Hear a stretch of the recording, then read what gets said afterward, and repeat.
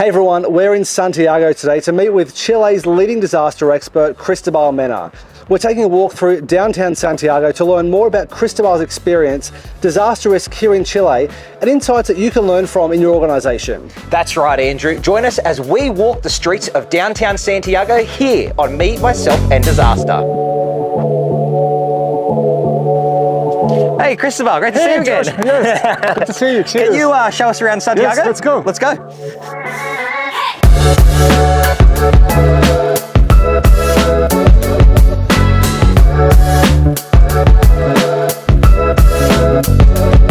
Cristóbal, what are some of the key risks here in Santiago? Oh, probably the largest hazard that we have here is earthquakes, of course, in Chile. Yeah. But we will see here that we also have floods, we have structural fires, wildfires, volcanoes, landslides, tsunamis. So it's a very hazard-prone country. Yeah. With also vulnerabilities that also create certain risk in the country. Okay, well, let's take a walk and have a look around. Of course. Cheers.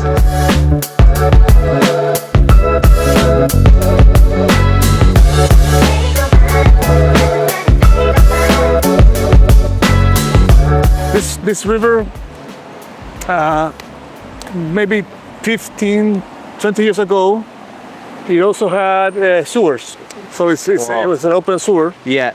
But afterwards, it was channelized the sewer, so the sewer goes under. Yeah. And all this water is just a flow from the Andes. Okay. Probably because of climate change, nowadays we have probably a milder winter. Yeah.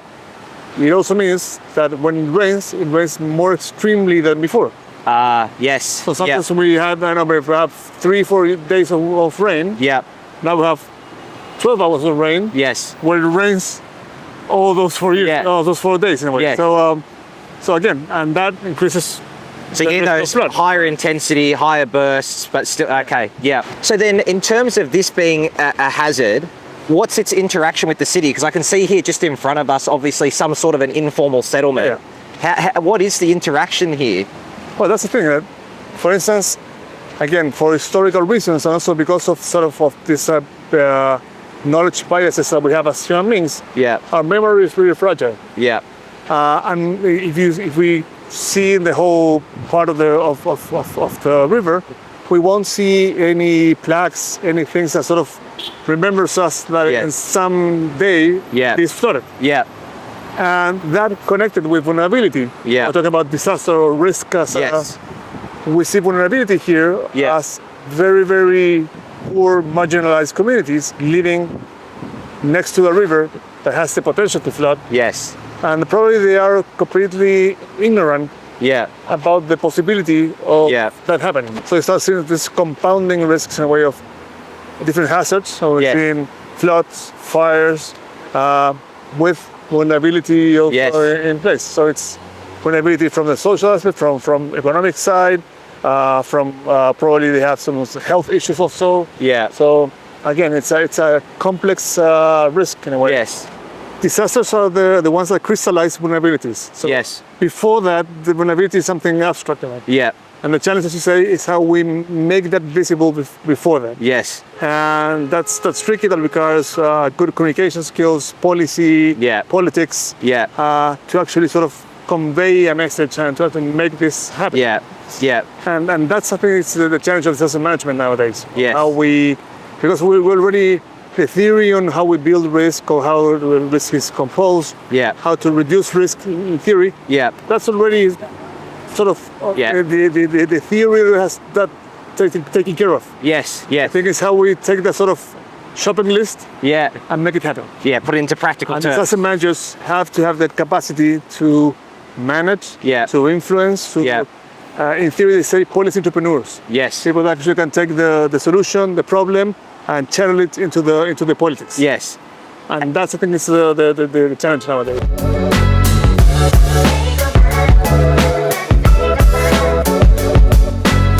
For instance, here we have a very important museum. This is the National Art Museum. Yeah. Again, very close to the river, a floodplain. It has the potential of fires, the flooding, etc. And probably the infrastructure hasn't changed too much since it was built in 100 years ago, more than 100 years ago. Yes. And again, how are we investing in reducing the risk of this kind of historical structures? How we protect heritage also Yes. from risk. So we see the differences from like modern buildings, heritage buildings, and that complexity in the city, how they interact and how we have to be aware of all those complexities when we manage risk. Yes. Something that you just see it walking in the street. It sounds like it's a challenge that Chile and Santiago has taken on head on, though. You know, we were just talking about a special fire unit that specialises just in historical sites and artwork and how to fight fires around that. Yes, so it seems like it's a challenge that it's front of mind, and that there are, even though it is a challenge, it's something that the government's thinking about and people are working towards. Yes, particularly, well, since in Chile all firefighters are volunteers. Yes. We bring the professional experience, the working experience, not the firefighting experience, Yes. to the firefighters. Yes. And that, for instance, as I say, leads to some stations probably that have firefighters that work in art or in heritage. Yes. That they create this sort of a specialty on how to protect heritage sites. Yes. Because of this knowledge. So they are sort of moving ahead in a way because they work on that. Yes. And they see where the challenge is. Yes. Yeah. But yeah, again, it's something that it's probably not consistent. And I Yes. think that's a big problem, how we have consistency in emergency management. Yes.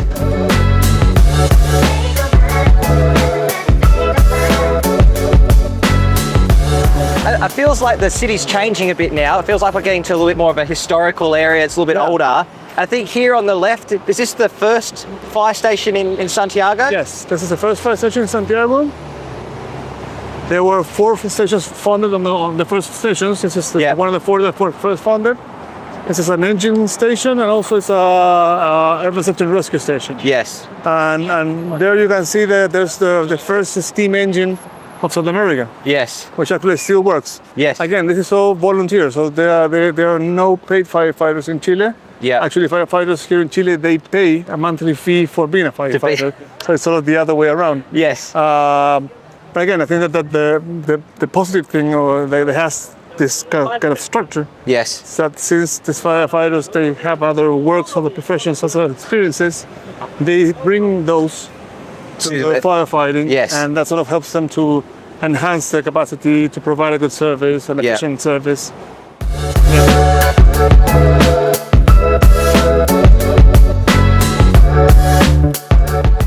So we're obviously coming up to a park here. Where are we now, roughly, in the city and the park here?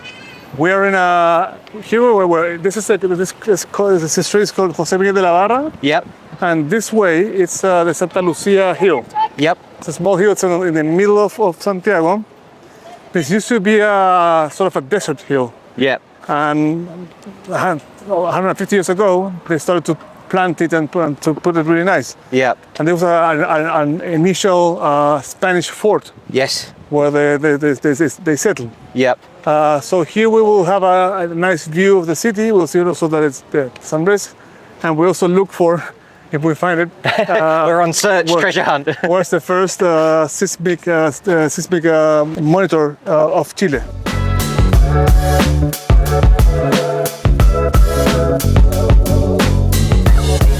So in here we have the instruments. Yeah. And this was also the first office of the National Seismic Center. Okay. This was in 1908.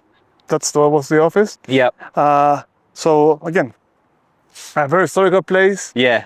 In the middle of Santiago. Yeah. And because again, we of course, in a way, earthquakes is something that has molded so the Chilean society. Yes. We face them every now and then. We feel them every 3-4 weeks here. Yes. We have some sort of tremor that it's felt. Yes. So it's something that really sort of, it's active here. And they chose to put this first instruments here. Yeah.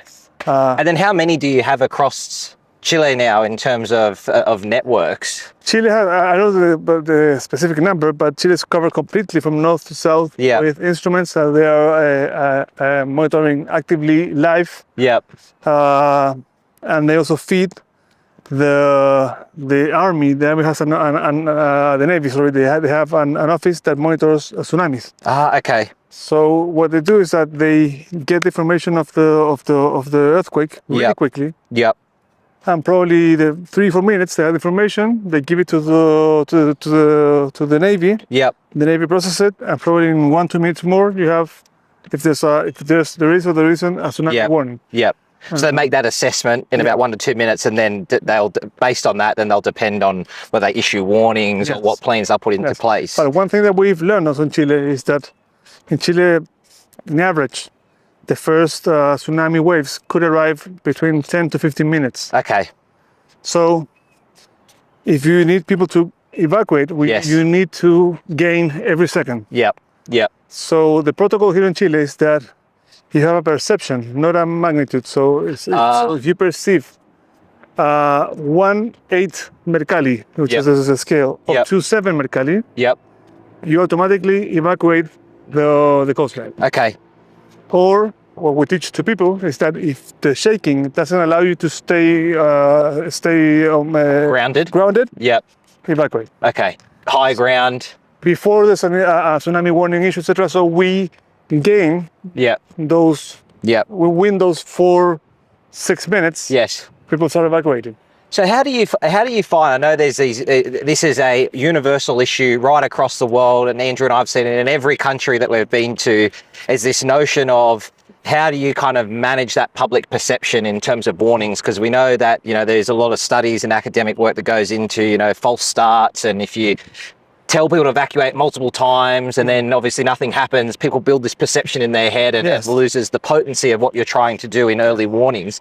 How do you guys manage that here in Chile? Is like that notion of going, okay, if you feel something you can't stay grounded, then it's time to go. I guess you're kind of putting that responsibility back onto the individual. But how have you kind of worked within that challenge here with all the earthquakes and the tsunami risk? Well, first, because it's we have like a certain culture of this, so it's something that happens really frequently. Yeah. People really have their own perception. Yes. Of okay, when is and when it isn't, in a way. Yes. Actually, there's some beams going around. Like if you're next to a Chilean and there's an earthquake, watch them. If they run. If not, it's okay. That's sort of and for us, it's something that's it's really embedded in our culture. Yes. So that's one thing. So usually Chileans, they know. Yeah. Second, that the emergency office has invested a lot of effort on training the communities. Yes. In the last 12 years or so, the emergency office has trained more than 12 million people. Wow. On evacuations of the coastline for tsunami warnings in different regions, etc. Yeah. So, and the population in Chile, it's 18 million. So at the end, we have trained, I still talk about we. But the emergency office has trained most of the population of Chile on how to respond to this. Yes. So again, the way that you manage this is to give them trust. Yes. On from where this comes. So there's a sort of investment. Okay, why we're talking about Mercalli, why it's 8.7, etc. So explain that to the communities. So with the reason why. Yeah. And the second is train them so they can act accordingly. Yes. And that thing that reduces this sort of perception that it's not true, that's false, because when people really knows the reason why and they are trained for that, then you sort of narrow the capacity of distrust in a way. So it's almost like you're giving them the tools and the resources internally to almost make that decision, and almost taking it a step away from government in a sense, because and I know Andrew and I in a lot of Western countries, public kind of go, well, I'll wait for the government to tell me, what the warning is or what I should do. But what I'm kind of hearing here is you almost give the tools and the resources to the individual to make that decision themselves. At the beginning, yes, because at the end, again, with the earthquakes and with the lessons that we've learned in several earthquakes, so we don't have too much time. Yeah.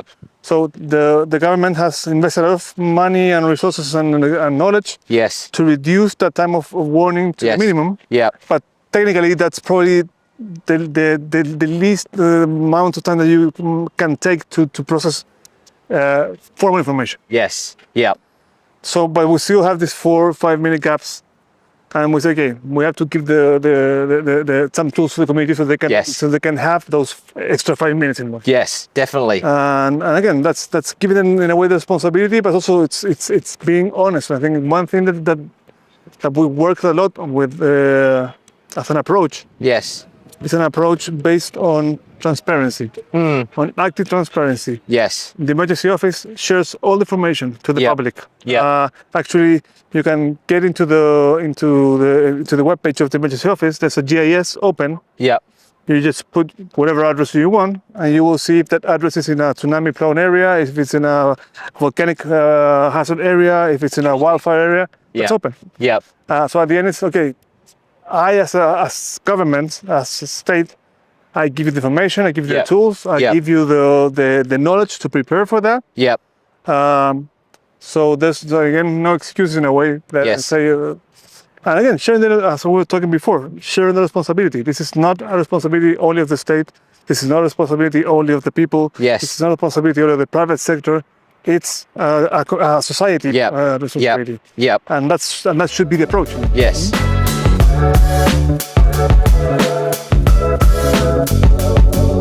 So from here, Cristóbal, we obviously get a very good view of the city and we can see everything. And one of the big things that is in our view is the Andes.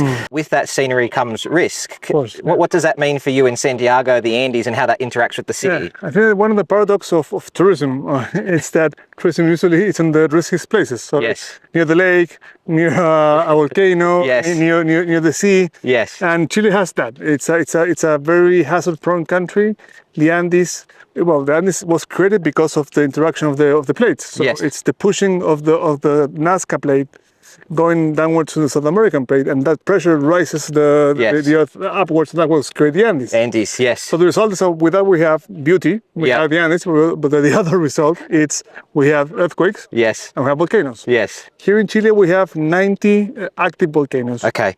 Of those are actively monitored 45 of them, but we know that there are 2,000 volcanoes in Chile. Wow. Most of them are inactive, geologically speaking. Yes. But again, it's a place that has a lot of volcanoes. Yes.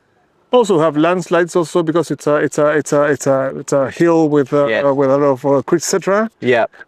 Snows, floods, etc. So again, a very flood-prone country, a very volcanic-prone country. So it's a country that has a lot of hazards.